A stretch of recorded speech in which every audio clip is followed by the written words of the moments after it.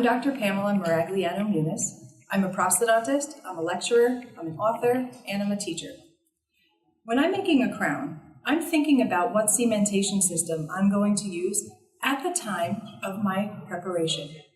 If my margin is subgingival, or that tooth is going to be hard to isolate when I'm going to deliver my crown, I have to consider that all the way in the beginning because it impacts the type of crown I'm going to make. For that instance, I know I'm going to want to use a glass ionomer-based cement.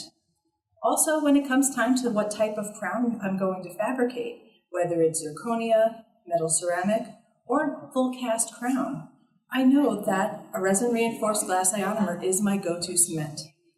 For that, I prefer Fuji Plus by GC America. I like Fuji Plus because it's easy for my assistant to set up and prepare, it's easy to clean up, and I know that glass ionomer technology is the best technology I can use to reduce risk for my high-risk patients.